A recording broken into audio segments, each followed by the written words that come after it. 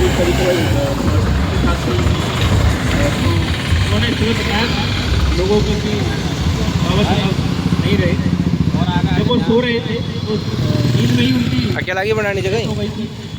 लोगों को मालूम भी नहीं था कि कल का दिन कैसा होगा और पूरा देश जब सुबह उनको मालूम हुआ धीरे धीरे खबर हाथ की तरह फैल गई पूरे देश में। तो चारों तरफ से गाड़ियां भर भर कर दिल्ली पहुंचने लगी, लोग ट्रेनों से जाने लगे, बसों से जाने लगे, जिनके पास साधन नहीं था वो साधन पैदल जाने लगे। अचानक एक देश में ऐसा माहौल हुआ जैसे कि बहुत बड़ा एक अंधेरा सा छा गया पूरे देश में, क्योंकि उस दिन सभी शोषित पीड़ित मजदूर दलितों के मसीहा बाबा साहब अम्बेडकर इस देश को पूरी दुनिया को छोड़कर चले गए थे। और 7 दिसंबर को उनका अंतिम संस्कार दादर मुंबई में हुआ था। और बाबा साहब ने जो भी किया सभी शोषित पीड़ित दलितों, मजदूरों, महिलाओं के लिए सबसे ज़्यादा किया।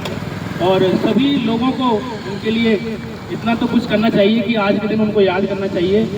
साल में सिर्फ 3 दिन उनको कम से कम याद करें ही करें। और हर लोगों को अपने बाबा साहब के बारे में जानकारी होनी चाहिए। जितना बाबा साहब ने उनके लिए किया उतना तो मालूम होना ही चाहिए।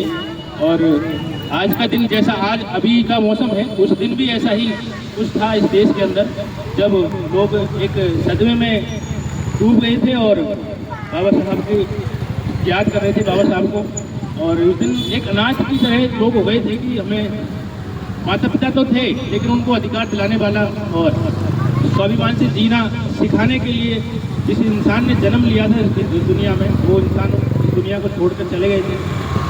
तो मैं ये कहना चाहता हूँ कि जब भी बाबा साहब का ऐसा मौका मिले कि बाबा साहब को याद करने का, तो आप ज़रूर आए, लोगों से बोलें, उनको बाबा साहब के बारे में बताएं। अभी भी लोगों को जानकारी नहीं है।